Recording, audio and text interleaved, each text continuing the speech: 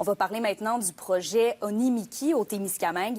Les Amis de la rivière Kipawa et le Conseil régional de l'environnement de l'Abitibi-Témiscamingue ont organisé une soirée d'échange hier soir à Ville-Marie. Et Alexandre, sans vouloir faire le procès du projet, les organisateurs ont généré des discussions intéressantes. Oui, absolument, Kémilia. Une soirée, il faut le préciser, organisée par les groupes environnementaux, où on voulait fournir de l'information à la population au sujet du projet Onimiki d'aménagement de 2 centrales hydroélectriques dans le sud du Témiscamingue. Donc, une petite centrale dans la ville de Témiscamingue et une autre d'envergure, cette fois, à même la rivière Kipawa, à quelques mètres, donc, du parc national d'Opémican. Et c'est là que les groupes environnementaux ont levé certains drapeaux rouges, notamment concernant les impacts potentiels du projet Onimiki sur l'attractivité du parc national, sur l'environnement, la faune et d'autres nuisances potentielles. Bref, on rappelle que plus tôt cette semaine, les promoteurs ont décidé de revoir le tracé afin d'éviter de passer dans le parc national.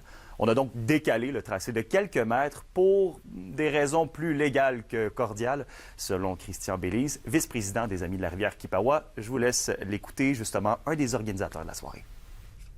Puis nous, on voulait vraiment amener de la réflexion sur est-ce que c'est le meilleur projet énergétique? Est-ce qu'il y a d'autres alternatives de projets? C'était vraiment ça, on voulait commencer un débat dans le public, dans le territoire témiscamien. C'est des grosses sommes investies pour des documents qui sont très faibles en information. Est-ce que c'est justifié pour ce niveau d'énergie-là qu'on va produire de plus? Est-ce que ça vaut la peine d'aller créer le précédent de détruire des milieux humides et hydriques dans le parc national d'Opémican? La question se pose. Nous, c'est la belle question qu'on a lancée ce soir.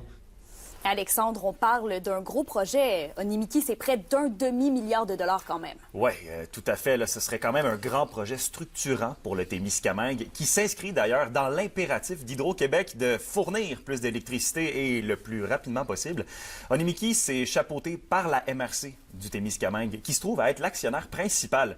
Et à leur côté se trouvent également propriétaires 3 communautés issues des Premières Nations, dont la communauté de Québec.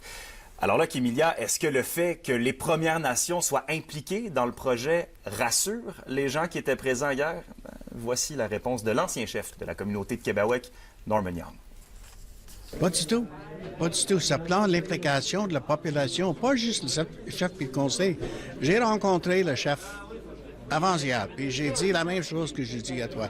Ça prend l'information à la population si on veut prendre une décision. Donne-nous l'information. Exactement qu'est-ce que CREAT et OVBT a dit ce soir. Donne-nous l'information. Laisse-nous décider. Ce sera donc une saga qui ne fait que commencer. Les promoteurs ont déposé le projet que l'été dernier. Et selon les échos que j'ai entendus des promoteurs, on est prêt à aller jusqu'au processus du BAP, donc une audience gouvernementale, pour décider de l'acceptabilité du projet s'il le faut. C'est un dossier qu'on va certainement suivre de près dans les prochains mois, années. Oui, ça c'est clair. Merci Alexandre. Plaisir.